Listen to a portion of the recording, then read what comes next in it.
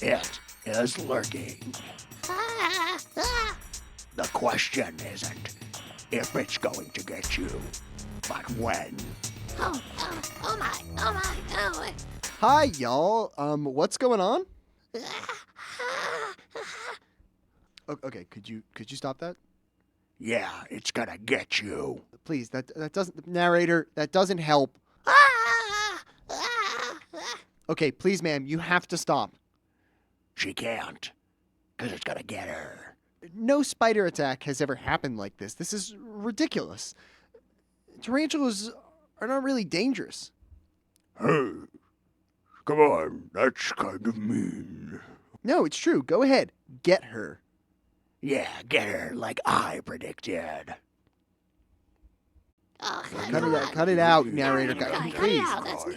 That's silly. Come Come on. That's on, not we don't helping. need that narrator guy. Okay, so I'm not dangerous. Ha! Oh. But, yeah, like, what if I had a gun? What if a spider has a... Okay, here's a gun. Oh, I got one of my legs. Even with a gun, a tarantula isn't a threat. Oh, but yeah, let me try it with one of my weird mouth things. Do not use a gun with your mouth, giant tarantula. And that's what we're trying to say today, kids. Don't use a gun with your mouth. No one is trying to say that at all. That's right, and that's why it's so brave to come out against using guns with your mouths. No one is brave. You need to shut up. Kids, no one is... Kids, what am I saying? I'm not talking to kids. No one use a gun with your mouth. I don't even think it needs to be said. No, you're right. It had to be said. Never had to be said. No one would ever conceive of it.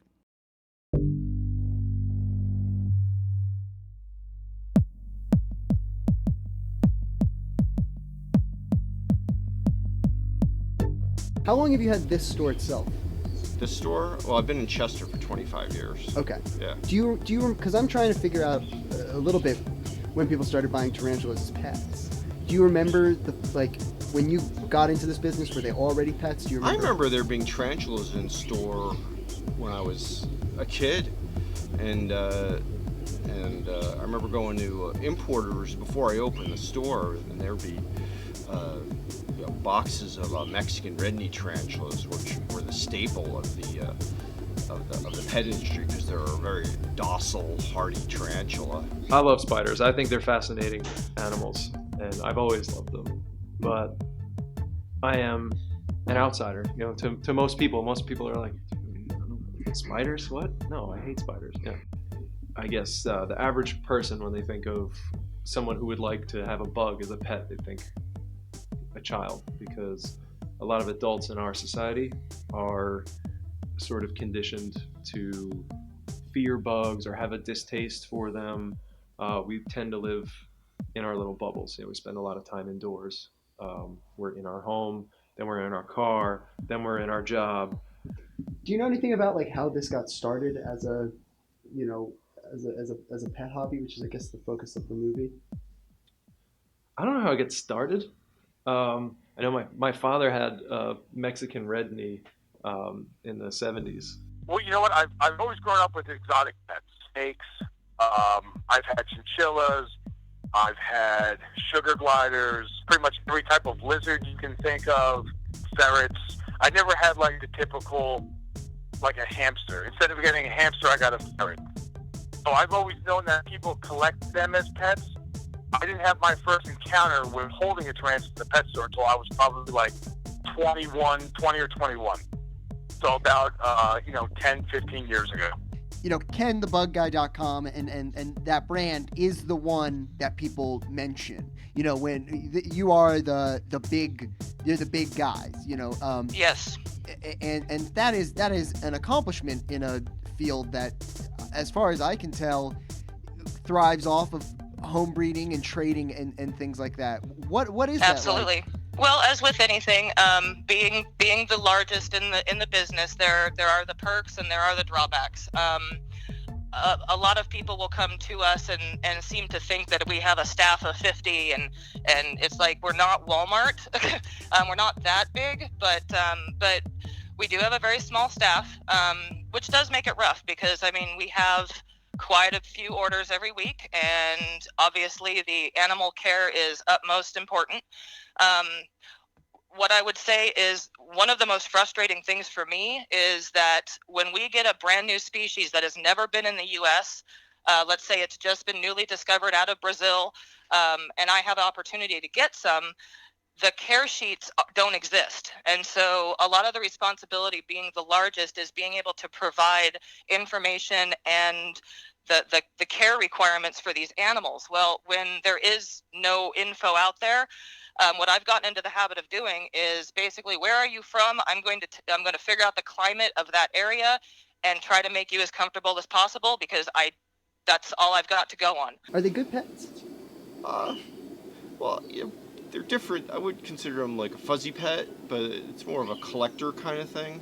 This is as good a time as any to ask the big question, which you let me know about. How many tarantulas do you have currently? Currently, I have just tarantulas, about 42 of them. 42.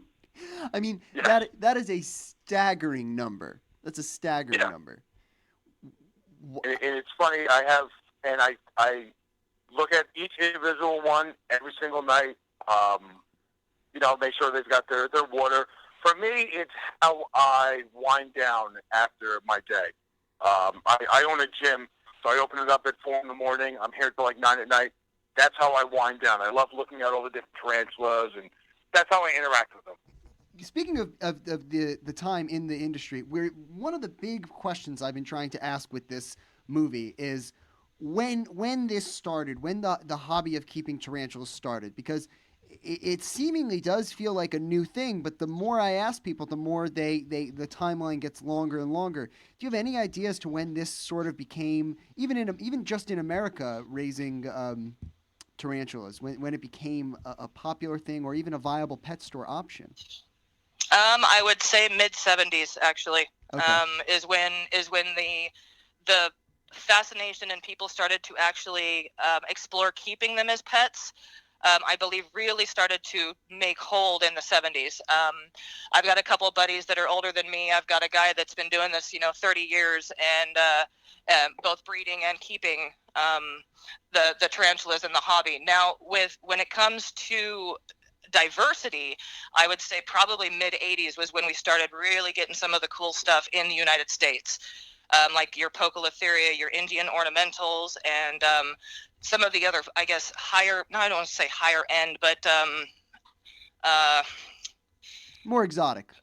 Thank you. Yeah, the more advanced species, I guess. Rose hares have always been around, but some of these other guys, like I said, I have 2 species in stock right now that they have not been in the United States very long. I want to say 6 months or so. Mm-hmm. And so, I mean, the selection only gets larger, it seems like. And so when it comes to the captive board or the captive breeding of it, I would say definitely probably the last 10 to 15 years. But yeah, the hobby's been around for forever, it seems like. It does seem like that. So there are 3 main points we need to get through to figure out tarantulas. The first is the exploration of the West. The second is America's relationship to wild animals. And it'll also include squids. Hi, I'm here with the squid lobbyist. Have you considered squids as your favorite animal? Maybe you want to think squids are cute. Buy a squid as a pet. I'm the squid lobbyist. Let me tell you all about squids. Get out of here, Harold! This movie isn't about squids! Well, it could be. It could not be at all! It might be. You don't know. I swear to crap, Harold. Get out of here. He'll be back. That's a funny bit. So, let's start in 1800. America is still fresh. And Fresh America's here. Get your fresh Americas. Oy vey. So, America is new and not even finished yet. What is about to happen is extremely important to the place of tarantulas in America.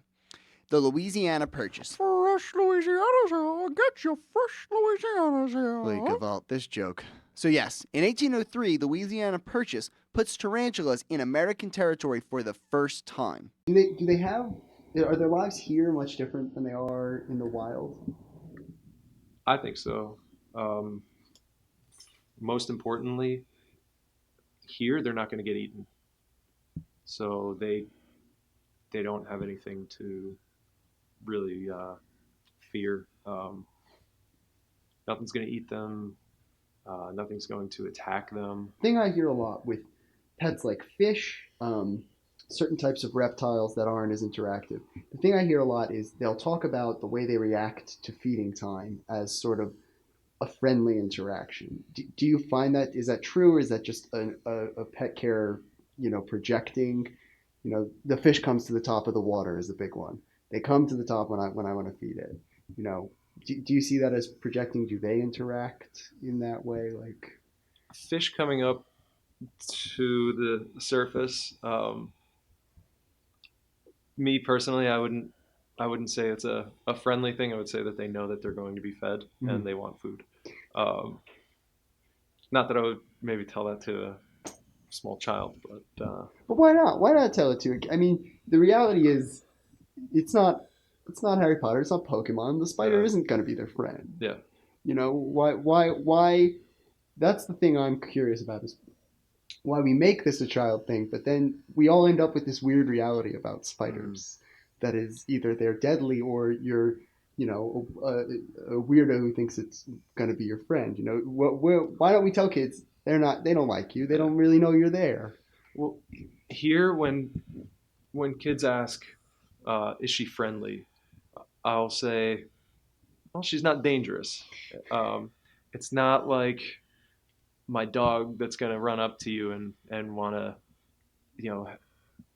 be interactive with you and have you pet it. The spider doesn't.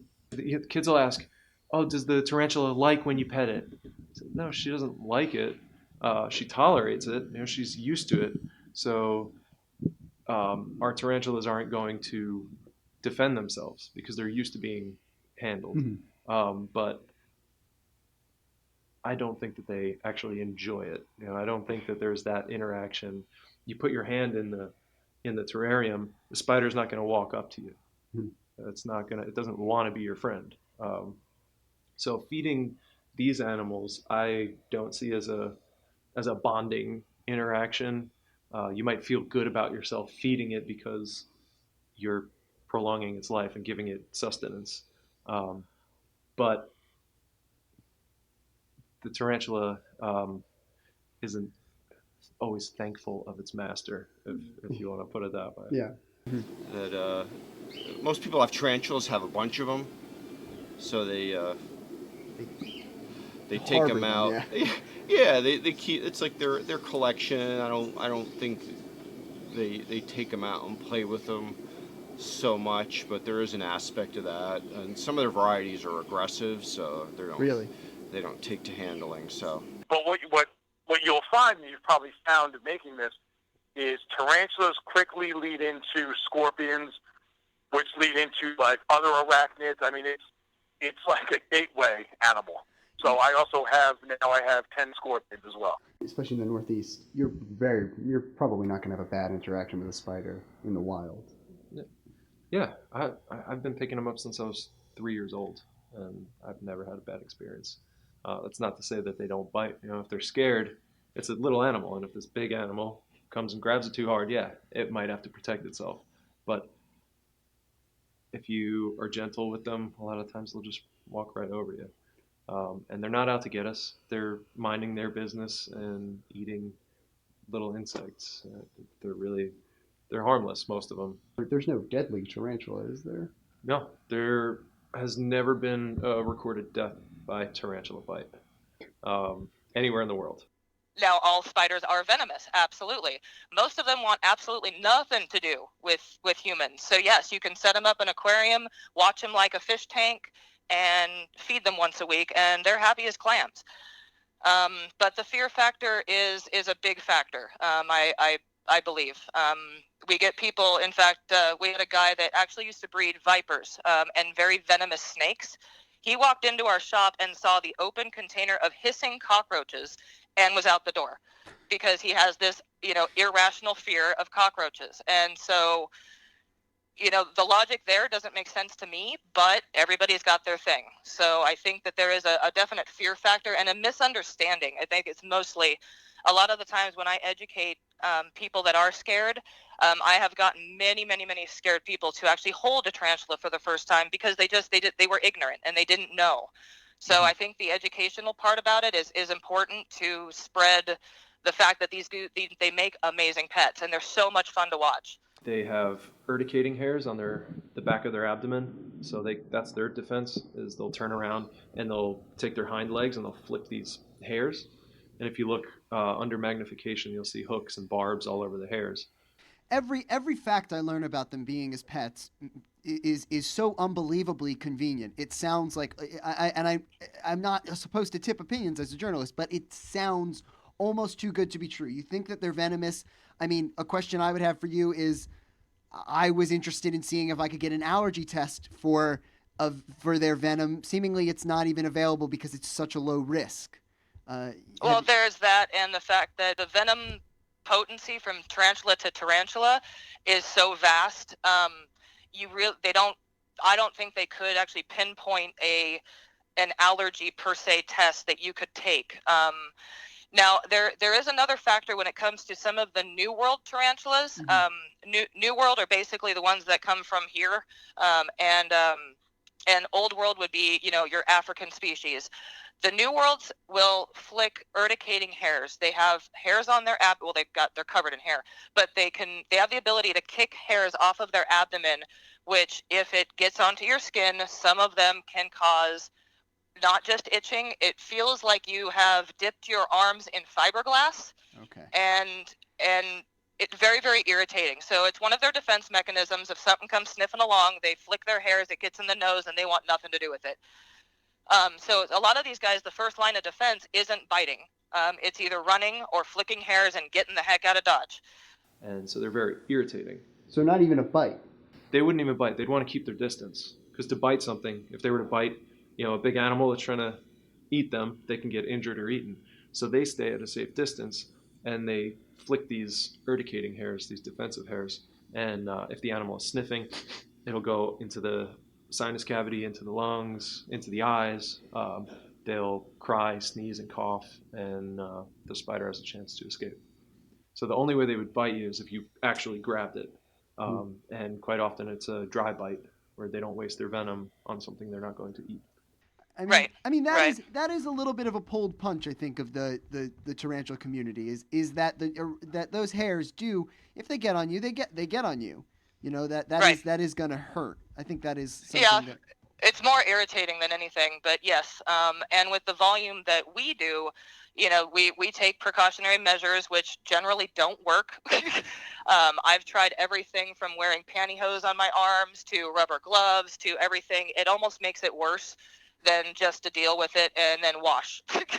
So wait, you're saying that a rubber glove it's just all over the place, that it's going to get someplace on your body when they do it?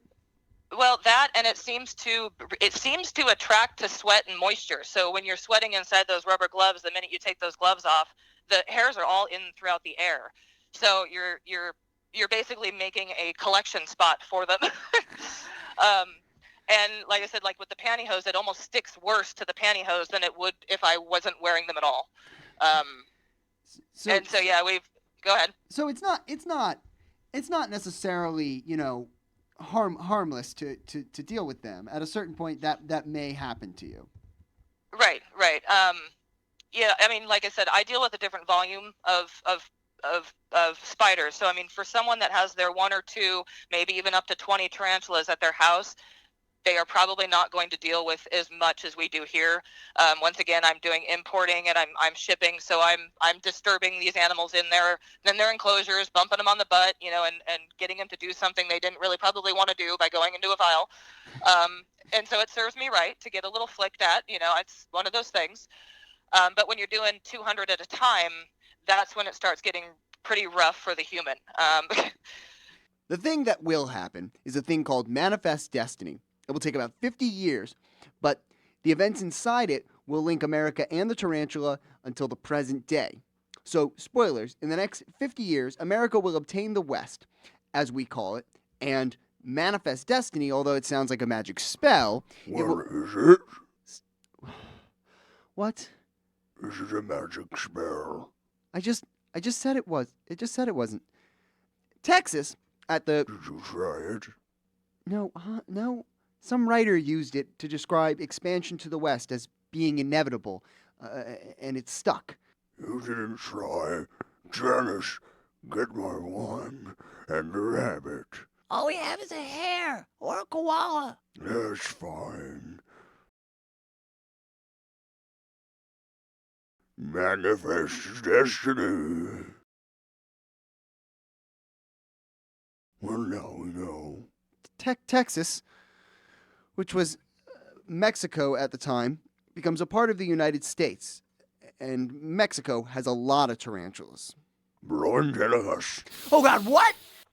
And it circles back to, it's just all about knowledge. I mean, if you're always in every TV show or every movie, you're seeing tarantulas being negative and biting and this and that, and that's what you're going to associate with. You know, and I probably did too at a young age until I, picked up a book. When I got into them, there wasn't really internet. Picked up a book and started reading about them. And then, once you learn about them, then for me, it's hard not to understand how somebody couldn't like them, how you would look at the animal and say, oh, that's gross or that's creepy. You don't get that. Well, to be I think fair, they're beautiful. some of them, they are very beautiful. And to be fair, I think most interactions with pets, with them as pets, is mostly just a husbandry. But I think that, there are some of them that, like you said, any handling of them will cause stress. They can bite, but I think what people probably don't know is the flip side as well, which is that most rodents' instinct is to bite you when you pick them up.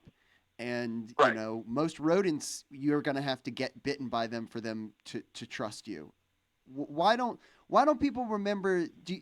I'm always quick to do that. I'll be honest with you, Tim. I'm always quick to, as soon as someone says something about my out of line pet, I always go, well, cats 2 out of 5 people are allergic to cats or whatever the real stat is. I might have, but most people are allergic to cats, even people that own them, and dogs require all this maintenance and neutering and surgery, and they're expensive, and they smell, they need a lot of space. I'm always quick to criticize other people's pets, but why do you think, why do people cast aspersions before thinking, whether their pet is difficult? Well, because I think most people's pets are mainstream. So whether their pet is difficult or not, it's mainstream. So it's accepted. Walking down the street with a dog is great, even though you just bought an $80 bag of dog food that's only going to last a month, and you spent $1,000 to have your dog neutered. It's still great. Oh, you have a dog, everyone wants to pet it. What's the dog's name? Versus pop a snake around your neck that really requires zero maintenance once you set it up, other than feeding it. And it's now you're the guy standing out because you got a snake around your neck. So I think it's just because it's mainstream, it's accepted. So it is what it is. And I don't think people kind of shy away from tarantula or exotic pets because they think they're higher maintenance. I think tarantulas in general, I think they're dangerous. And I think most people believe that tarantulas can kill you. Yeah. I really believe that, because that's the first question I get is, can it kill you? And then I'll say this, Mike, it's funny. When I tell people, no, there's no tarantula on the planet that can kill you, most people I can tell don't believe that answer. I think they think I'm just saying it to justify it because I keep tarantulas. It's a funny reaction. You can tell.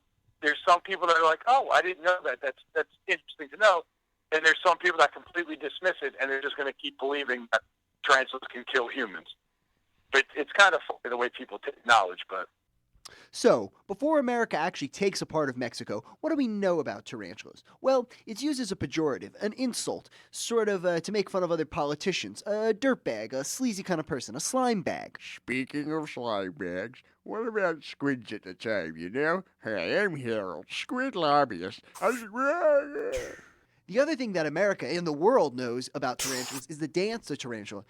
We're not doing a dance. Go away. It may seem cursory that they share the same name, but you're going to see that this dance and the actual facts of science get mixed up for a really long time. I said go away. We're not doing a dance. So a few years ago, I made a movie about the history of hamsters. And there was one hanging chad I could never solve.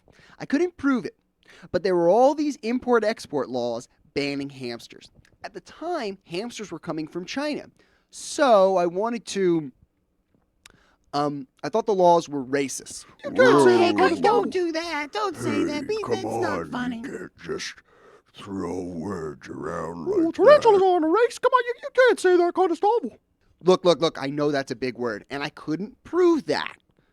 But legitimately here, not liking tarantulas, and I think I can prove this. I think that not liking tarantulas is racist.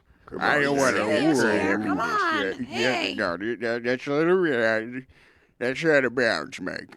No, seriously, I think I can prove it. I'm not saying tarantulas are a race. So let's get a few more facts straight before we move forward with the history here. Timeline-wise, right now we are at the 1820s-ish. Here's what we are missing and working our way towards. In 1848, the U.S. takes Texas outright from Mexico, along with the tarantulas.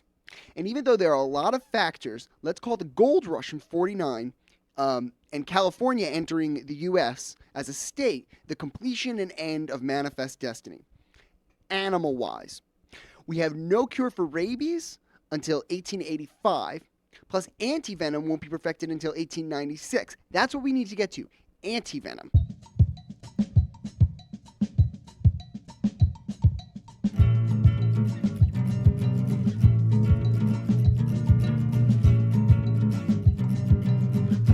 Do you sell a lot of tarantulas? We saw a few. I wouldn't say a lot. How often does a tarantula stay here as opposed to like another pet? Oh, it depends on how exotic they are, and how expensive they are. Sometimes, like a rarer tarantula might be here for a year or more before we sell it. Sometimes we've bought spiderlings that were the size of a fingernail, and they're that big before we sell them. So. It is odd that the tarantula and the world. I mean, I think we think more about someone like you, or even someone like I, who has a different pet collection. That you think about that person when it comes to a tarantula, when in reality, a ferret is a huge expense comparatively. Even though once we start to get off the spectrum, even cat or dog or hamster. The initial cost of a tarantula is pretty high, but other than that, they do seem to be easier, and which is sort of a bad word, but easier, more docile, more of a forgiving pet to take care of than, say, a cat or a dog, which we don't bat an eye at at all. Oh yeah. I mean, I would let my client's kids hold one of my tarantulas way before I would give them a hamster, because all hamsters nip. I mean, they're just so misunderstood, and they're just so docile. And if you get them at slings, they cost nothing. I mean, a P. regalis, which as an adult is, an adult female is probably a $400 tarantula. You get it as a sling for like $30. So I mean, that's the kind of cool thing is, if you want to put the time in to raise it up, which is fun to do. You can have a $400 animal for the cost of $30, and that's the other thing that I think is pretty cool about them. That's I guess one of the weird. I've heard people almost call tarantulas not pets; they'll call them collections sometimes, and I think that's an interesting thing. This idea of a pet that you can't cuddle. Yeah. It's a strange paradigm. Yeah. Well, people collect different things. Some people collect baseball cards. Some people collect rocks and minerals, and Some people collect living organisms. So the spider, depending on your perception, you can look at it as a pet because you're interacting with it when you're feeding it, and there's that pet and owner relationship. But they're not going to establish an emotional connection with you. It's very different from having a dog or a cat. So you can look at it from the collector's standpoint, and it's an interesting animal to have. Are you always going to pet stores? Likely not, is what I'm hearing. Is that there is a community of people trading and breeders that mostly you're not going through big name pet stores who are going to charge you huge amounts because they're fully grown tarantulas at that point usually, right? Oh, right. I've actually never bought a tarantula from a big box store, ever. Simply because that's not what the community does, or just because of cost? No, not because of cost at all.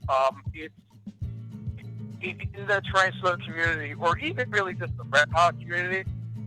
And and I'm not going to name names, but the big box stores, they don't have the knowledge, and I think it's because they don't have the money to pay the staff to get people with knowledge. They have no idea how to care for their animals.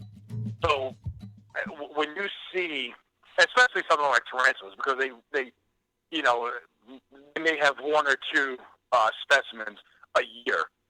They don't know what they're doing. So when you see the conditions that they're in, I mean, they're just terrible. You'd be buying an animal that, if you're lucky, it might stay alive for a month. You almost want to buy them to try to save them, but you realize that's a lost cause. You can't buy every sick animal you see. But no, I mean, I don't know how many people you'll be talking with. I can probably guarantee you anyone that's a serious collector, not even at my level, but but if they have 10 or more, I would say they bought maybe one, if any, from a big box store.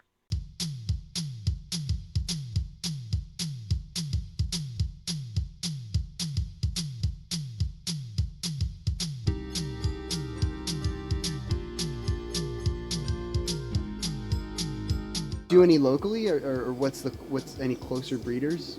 There is a local guy that raises them, but I have yet to actually get any spiderlings from him. Okay. So, what's your primary source for them? one of the importers I deal with down in Miami. Let's circle back again to so let's say you breed a spiderling and I order it. What's the process like from it being born to ending up at my doorstep? Okay. The process for a captive-born spiderling to then reach the customer, there are a couple of molting processes that go on before the spiderling can even eat. We make sure that the spider can and will eat and is healthy.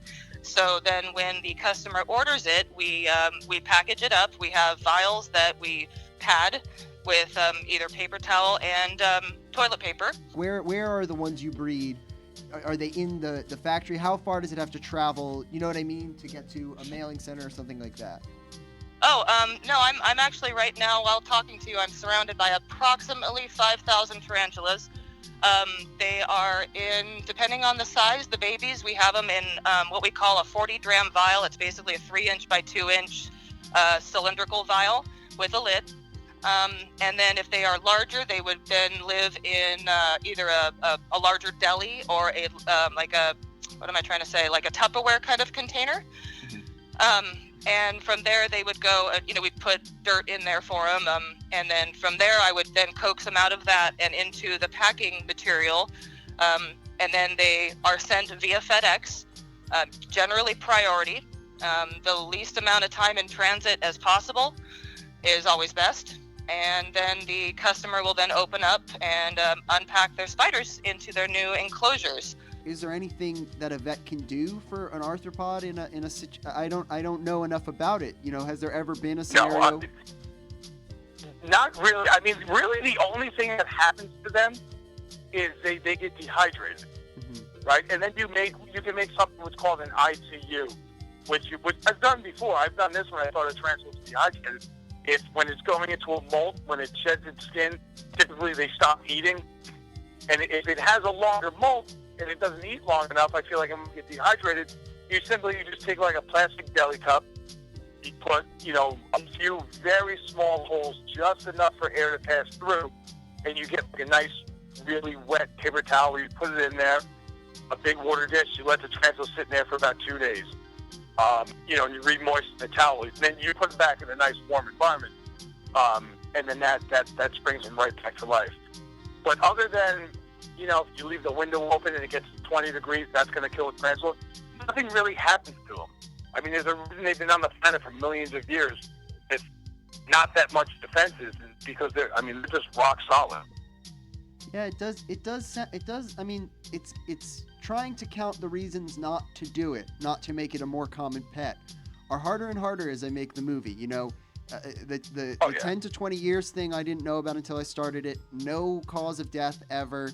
And now the idea that, as far as I can tell right now, but until I do some research, there is nothing a veterinary visit could do for a sick arthropod. It seemingly is a cheap, well cared for pet that can live a long time. I mean, I don't see too many.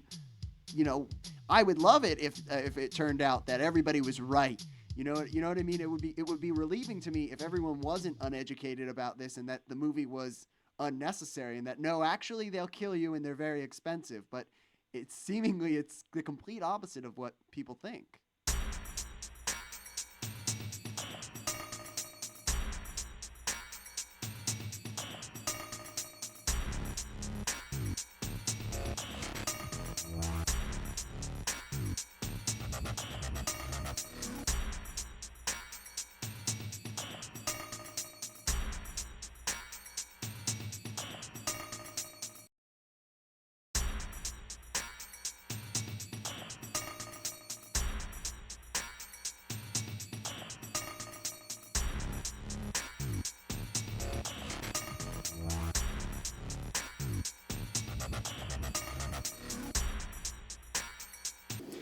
Is there any way, because I'm trying to figure out the origin of it, is there any way I could talk to one of them?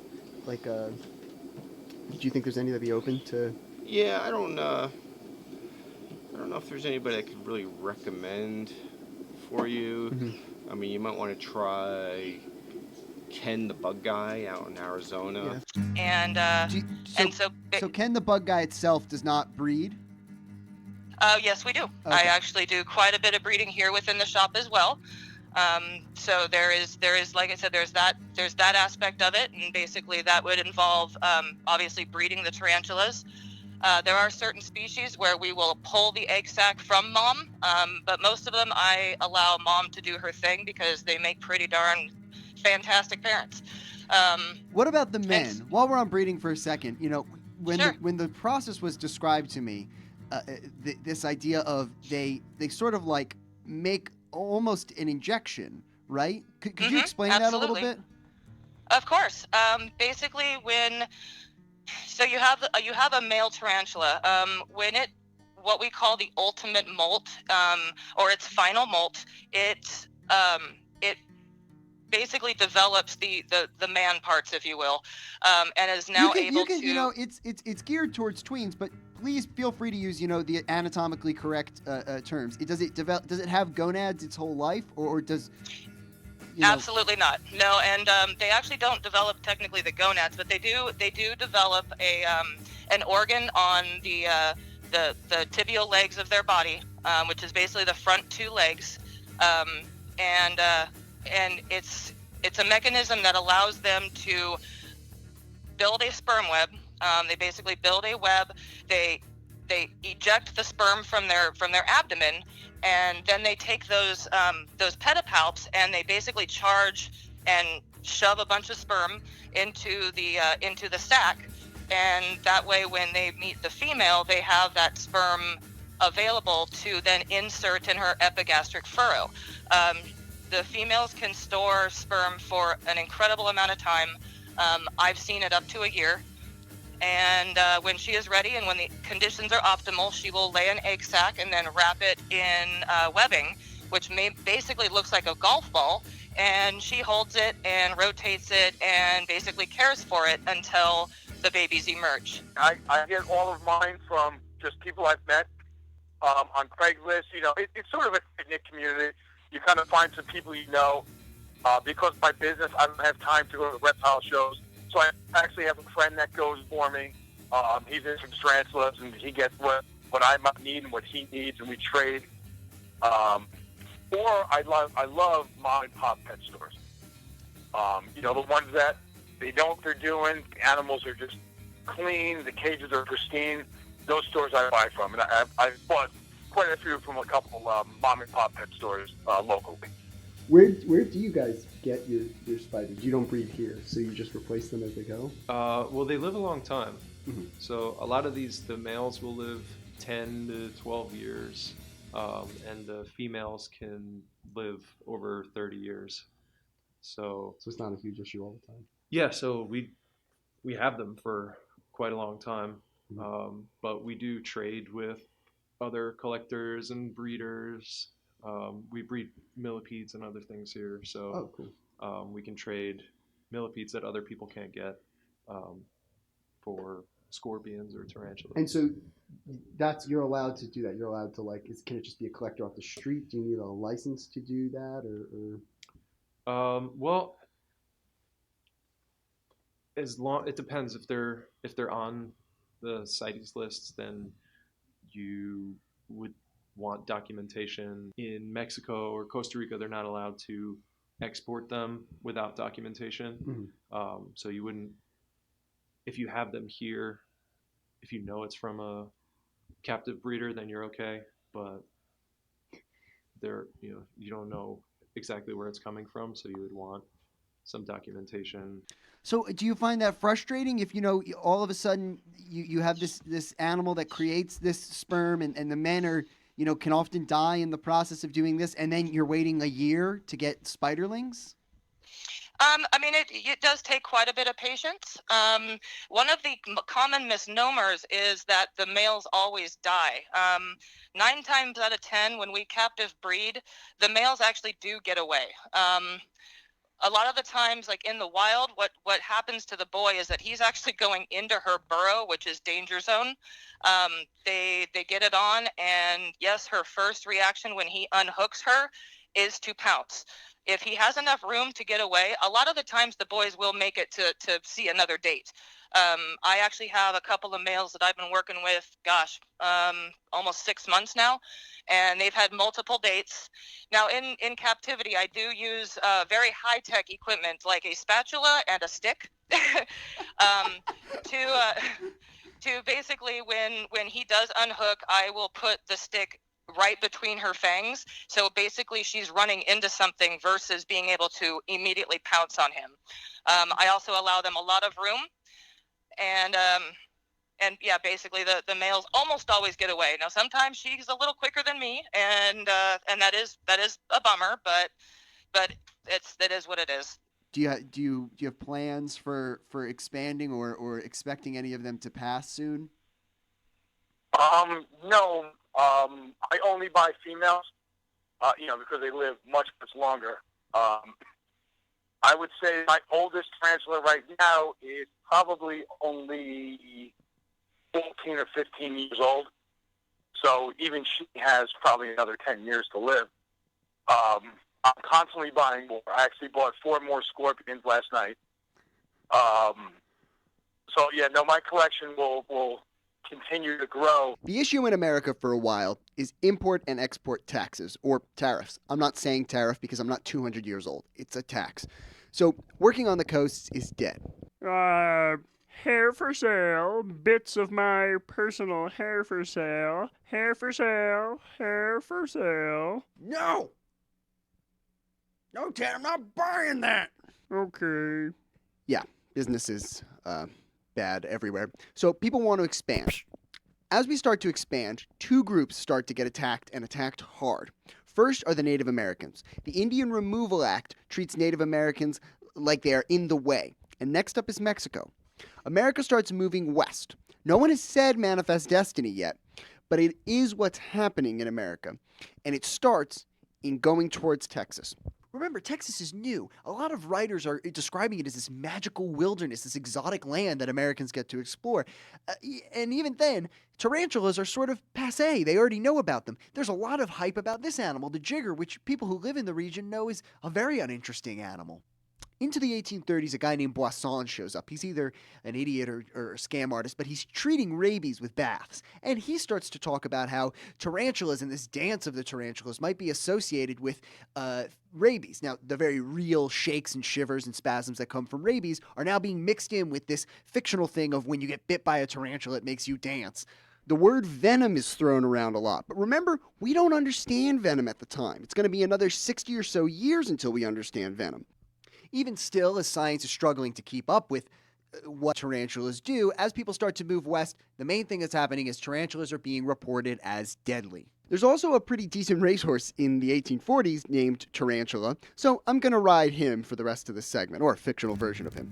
So in 1845, the Mexican-American War starts as an attempt to annex is another old people word that I refuse to say, in an attempt to take or conquer Texas from Mexico. As the men, who have never seen any of this wildlife, join the ranks to fight the Mexican-American War, there are a lot of reports of tarantulas. There are two issues here. Remember, tarantulas don't really come out that much, so these frequent accounts of them being seen so much seems unlikely.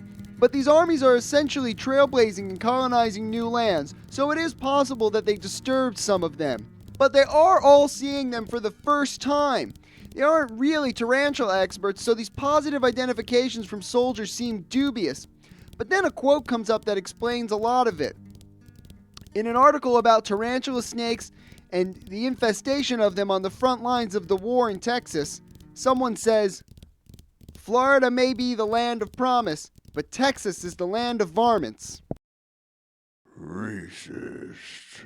Yeah, they are racist. I mean, there it is, right there. America's attitude towards race connected with tarantulas. Florida, which was recently cruelly and abruptly removed of its native population by Andrew Jackson.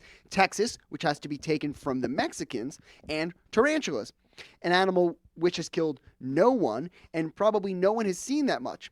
They are all the same to the American military. Varmints. Pests. If you hate tarantulas, you're a racist. Yeah. Yeah, you are. I guess you are. Yeah, you are. Hey, no one said that, but the next 50 years don't get much better. And I'm going to show that maybe hating tarantulas doesn't make you a racist, but maybe we hate tarantulas because of racism.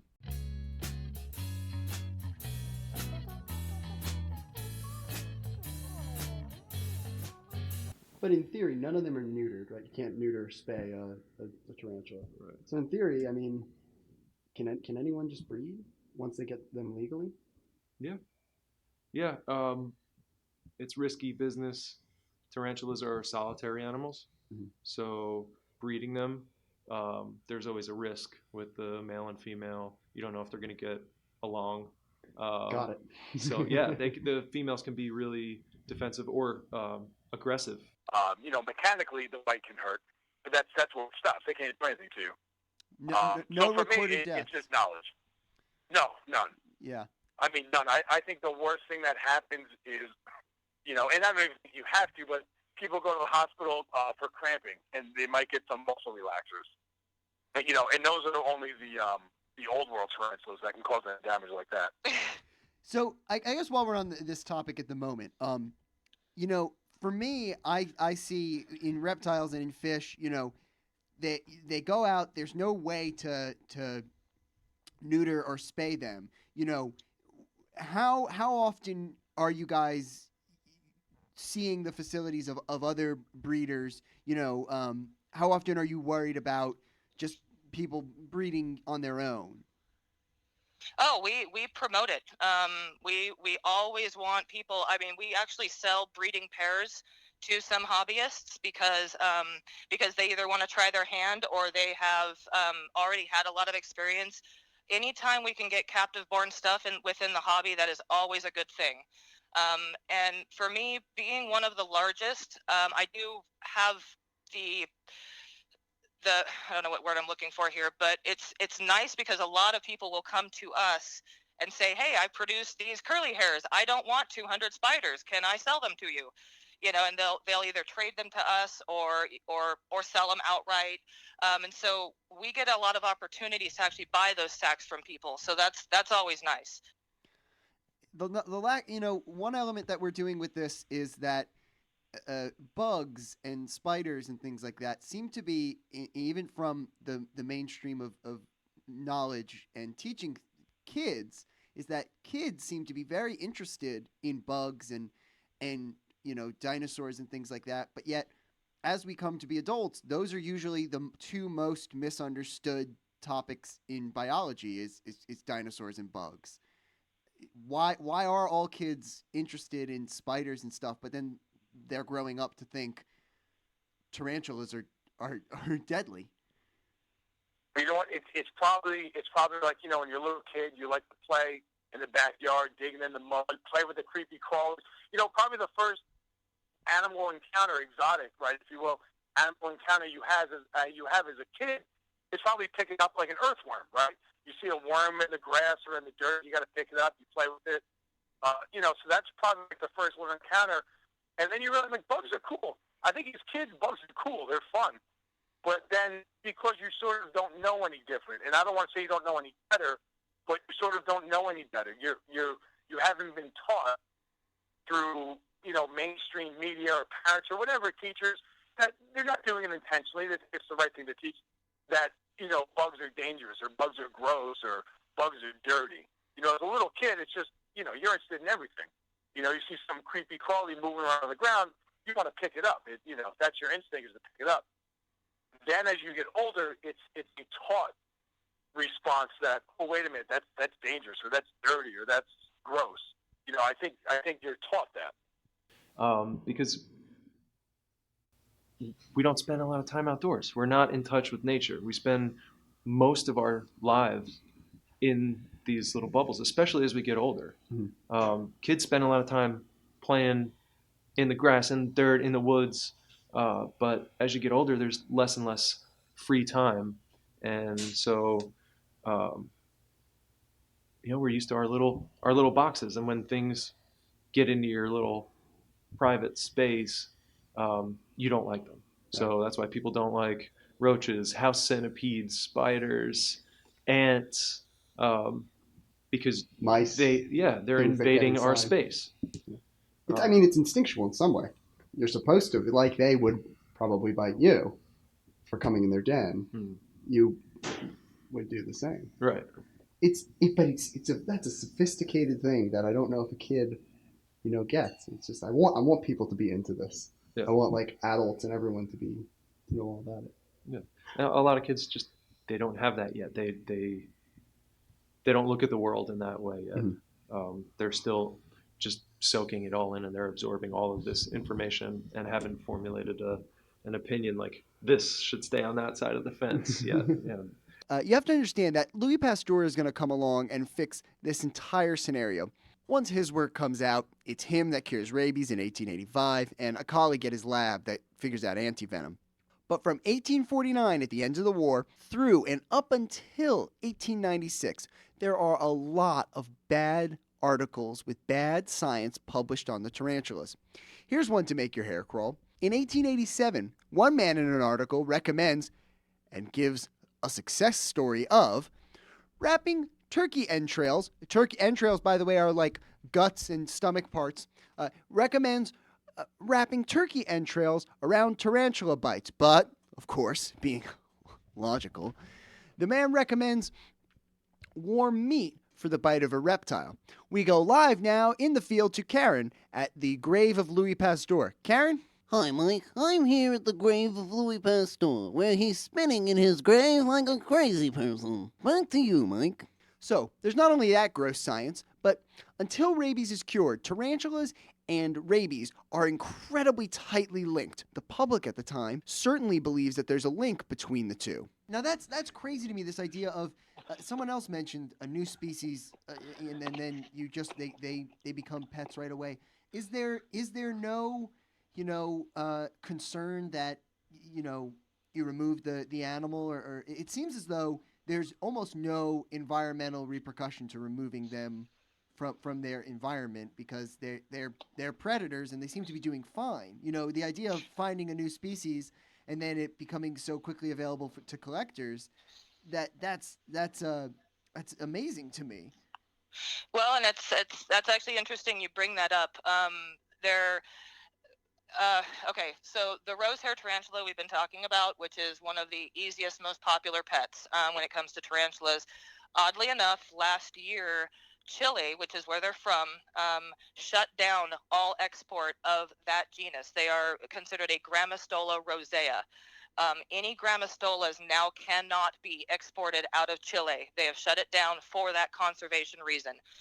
They were finding that they were being over collected, which actually was having an environmental impact. Same with Tanzania and the emperor scorpion. Emperor scorpions used to be $15 a pop. I cannot get my hands on one now for less than $150. But then they cut off the exports of the wild ones from Mexico, I think sometime in the 1990s, but I'm not sure. So you have to buy captive raised ones now. So how do you buy them here? You know, some from breeders, some from importers. I'm always open to you know, a good supplier. And then the other element to it, same side of the same coin, is, you know, I have stranger pets. I don't know that I would want to call any pet strange, but in terms of interactions with other people, you know, how do you go about when you say to someone, not only do I have a tarantula, but I have, you know, 42, to someone like me, I go, that is beautiful. But I think for most people, they're, you know, they're gonna, you know, how do you explain that to someone who goes, oh, I'm afraid of tarantulas, or I'm afraid of spiders, or oh, that's such a weird thing? How do you react to that? Well, it's funny. At my age now, I'm 36, so I'm kind of I've got my set group of like friends, and people that I know, and my clients. So everybody just knows this about me because I've always had odd animals, right? So it's nothing really new to anybody. If I were to meet somebody for the first time, and it happens rarely now, like I'll get a new client, we talk, and I let them know what I have. I think it's all in the way you explain it. The initial reaction is always like, you know, can it kill you? That's probably the first question I get almost immediately is, well, can it kill you, or isn't it poisonous? You know, and then you have to explain the difference between poison and venom. But you know, I always explain to how docile they are, and no, there's no tarantula on the planet that can kill you. You know, they don't want to use their venom. They want to use their venom only to eat. You know, I think it's just how you explain it, and then usually I'll bring one in. If it's a new client, I'll bring one in so they can see it in person. And I think once you see one and you see how, you know, calmly they move and they're not rearing back to bite you, people get a newfound appreciation for them. What's the cause there that there's not much known about their sicknesses? I think it's because they are so diverse, and once again, they are not it's probably not very profitable for, let's say, a veterinary clinic to have a tarantula specialist, because there aren't a lot of people bringing their tarantulas in. So, I mean, I would probably say supply and demand would be the biggest factor when it comes to not having the availability of a vet everywhere. I think one problem with exotics in this way is that the most passionate of us come off as we damn ourselves by being passionate about the animal. So, you know, the person that doesn't get that a scorpion, you know, can be cared for and live pretty much the same life indoors as it does outdoors, except it's not going to get hunted, and that they're beautiful and that you're passionate about giving it a good home, they see that accomplishment as that leans them more away towards them, that you pick it up and that you want it to be friendly towards them. I think that's an element that I'm trying to crack with this as well, is that for when I hear he's successfully taking care of 42 animals and they're healthy and they're well kept, that's a great thing. And then the person that doesn't get it goes, oh, he's got 42 of them. Oh my goodness, that's crazy. Right. Well, yeah. I mean, and I can get that, but like I said, it goes back to, well, all right, so here, take somebody that has a dog, right? The most common dog on the planet right now, I think, is a lab, right? A lab is about 70 pounds, right? They stand about 3 feet high, 2.5 feet high. They're about 4 feet long, right? A ton of people have those in little apartments in the city, right? So that lab that is now living in basically a cage, right? The cage being the apartment, is probably taking up, in a small apartment, probably taking up 1/100th of the apartment, right? Its living space. My 42 tarantulas in my 4-bedroom home are taking up maybe 1/1000th of the space. They have way more space to move around than what your typical dog would be in a typical size home. You know what I mean? Plus the fact, when most people go to work, they crate train dogs, and they've convinced themselves that dogs like to be locked up in a small cage during the day. So to me, I think that's weird. I sort of think that's cruel. And in my experience, I used to have a lot of ball pythons. I don't deal with them anymore. But when I used to put them in big, elaborate cages, they wouldn't eat. They wouldn't shed properly. Then when I would put it in smaller, tight, confined spaces, a smaller cage, they went back to eating great. They were shedding great. I mean, they literally crave, and so tarantulas, a tight, confined space. Tarantulas crave it mostly because they don't have great eyesight. So they want to know what their surroundings are. You put a tarantula in a new cage, for the first 2 days, it almost nonstop moves around the cage. It literally knows every little aspect of that cage, and then it's happy. Then it'll make its little burrow or make its little web, depending on what kind of species, and then it's happy. You rehouse it, right? Say it grows too big, you put it in a new cage, it does the same thing. It has to get the lay of the land. Once it knows every little aspect, it gets happy. I always point out to people that most dogs are about the size of a goat, and that it would be very strange if they kept a goat in their house. Right, yeah. They would realize the size problem once they saw a goat in there. But we see for the first time the mention of these animals as pets. Yes, as far as I can tell, drum roll please, Jack Turner is the first recorded instance of a person having not just a pet tarantula, but insects as well. Turner was interviewed in a human interest story about his collection and how to best take care of tarantulas. To be honest, Turner says some things about tarantulas that aren't entirely accurate. He talks a great deal about bug and spider suicide, which I don't know. But either way, at least for the span of that afternoon in which the article was written, Jack Turner had pet bugs as tarantulas. Or at least someone was conceiving the idea that they could be pets. Okay, wow. And speaking of fights, there are 2 stories that come up all the time in newspapers. And I mean all the time. The first is the tarantula hawk. Okay, what's a tarantula hawk? A tarantula hawk is a wasp. It flies over, it lands on the back of a tarantula. Tarantula can't reach its back really. Lays eggs in the tarantula's back. That's it, okay? Look at me. From 1852 until 1916, not a month goes by that this same story, and I mean the same story, sometimes it's just plagiarized or even cited from another newspaper, but not a month goes by, except for the years in the Civil War, that story isn't published in some newspaper in those 70 years. 70 years of not a month going by without that article being published about the tarantula hawk. It is maddening. It takes so much for people to believe anything about tarantulas being not deadly, but this weird wasp fact, which is, it's true, it does happen, stays solid for close to a century.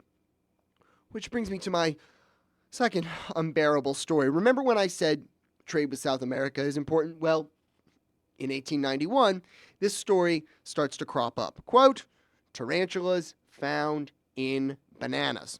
This story of finding a tarantula in bananas gets published so much.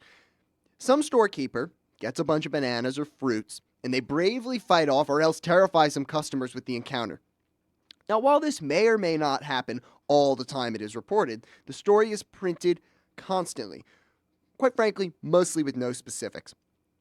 I do not doubt it could have happened, and it probably did. The countries of origin make sense where they're getting the fruit. it isn't implausible, but the story gets published so much that it actually becomes a cliche. Authors even begin to describe towns as, quote, a place where you might get a tarantula in a banana. Giving a nasty person a bunch of bananas with a tarantula in it is a well-known and accepted phrase, or at least well-known enough that you could say it and people wouldn't be confused. It, too, becomes a frequent, if not overprinted, story.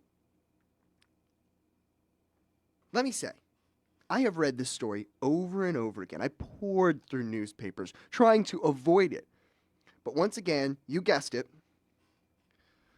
the colorful sign makes me less sad, but there is an instance in which, again, there is proof of racism. Every time this story comes up, a brave shop owner, that's important, it's an owner of a shop, fights off the beast, saves a woman's life, whatever it may be. Sometimes the battles last for hours in the stories, and again, it is likely fictional most of the time. But the only, and I mean only time, someone is described as being too scared to handle the spider is in an article titled, quote, Monster Tarantula Frightens Negro. In 1921, by the way, the story was so heavily a cliche by then, the story is written very differently, about a bumbling black employee who messes everything up because he finds a spider in fruit he has to move at work. It is anyone's guess as to why someone would write such a disgusting article, and probably guessing should be left to the leaders of racial relations, but for whatever reason, fear of tarantulas and fear of non-white races are heavily linked in America's past. So then, things start to move really quickly. Through the 1900s, the movie industry booms, and we see a tarantula make its first appearance in a movie, The Mystery of the Laughing Death, in 1914. And again, despite it being on a film set, the animal is described as deadly. Then the world is at war, between World War I and II and the Depression. Pets become more about what is around than anything. However, after the war, electricity and technology is also launched forward, making things like heating lamps and other things necessary to care for exotic pets which normally wouldn't live in your environment become easier to make, afford, and obtain when the 1950s come around. As far as I can tell, between advertisements and the TV records, Murray Zarette is the first big influence on tarantulas becoming a pet in 1965. Zarette had a place in Coney Island, or at least ran it and put his name on it, with all sorts of exotic pets, including tarantulas. Zarette went on to be an animal provider for a lot of different TV shows, including being a regular on a TV show called Birthday House, and was even on Johnny Carson, although those appearances on Carson were lost because of a fire that has lost a lot of the TV record during that time period. Then after that, the big names start to show up. The names you and I know from pets and the names of people we've even interviewed, they start to crop up. And that's it. That's history. The tarantula becomes a part of who we are and America itself. The pet industry explodes. And any animal can be anywhere. And I have a 9-month-old son, and I will, as he gets older, he will definitely have a healthy respect for animals, and I would hope that he would continue, would start into this hobby as well, and then we can kind of do it together. Or he flips the other way, the opposite of you as a kid, and he's like, geez, I just want to have conventional. I'm going to get like a dog and a hamster. He could be. You know what? All my friends say that. They're like, you're pushing them. All of his little stuffed animals are like little spiders. He's got little scorpion toys. They're like, you're pushing them too far in one direction. He's going to rebel. All he's going to want is a cat. Because I almost despise cats. I can't stand cats. It's sort of a weird thing with pets, and I guess this is the last thing that we'll talk about, but, there's this weird thing where we seemingly don't want to educate people, and there's not a lot in place, and it would seem as though when pets are either A, expensive, or B, I'm not going to say dangerous, because I think that's an unfair word. Almost every animal is a danger, but when there is a risk involved, seemingly those people get educated because of necessity, either from not wanting to lose money or from the fact that they don't want to get hurt. You know, Correct. what as someone who's been working in this field for at such a high volume for so long, what do you think we can do to bring this type of education to where I talk to people who own exotics and they're almost as knowledgeable as veterinarians in the field because they just get to know their animal. You know, what can you do to bring this level of education to other people? I would say the first thing to bring that to the attention would just be exposure. When we go to shows, I get, I answer the same question over and over again, and that's just fine because it's different people wanting to know. And so as long as we keep the proper treatment and the responsible handling and keeping of these animals in the public eye, I guess if you will, and continue to educate along the way, especially with the kids. Kids are our future, as they say, and getting them interested in the sciences and the conservation of some of these animals. That would be another big one. If all of these animals get wiped out, there's not going to be anything to educate for. So, I mean, the conservation is key as well. But, basically just keeping the good stories in the media as well as the bad ones. Like I said, we've talked about Hollywood and giving it a bad rap. If I can come out with 3 videos that counteract the scary factor, then maybe that'll help somebody. Once again, knowledge is power, and it's amazing what a little education does for someone that is absolutely frightened will do for their fear. It never ceases to amaze me. People, come in here and, like I said, I've been doing this 10 years. I've done a whole ton of reading. And, I'm considered an expert. Well, I'll tell you what, I have just scratched the surface, man. There is so much that I don't know about, other bugs that I haven't read, like katydids. I couldn't tell you a darn thing about a katydid other than it looks like a cricket. Because I haven't explored that. I am, I'm way better with the tarantulas, but there's still stuff I don't know. There's a lot to learn.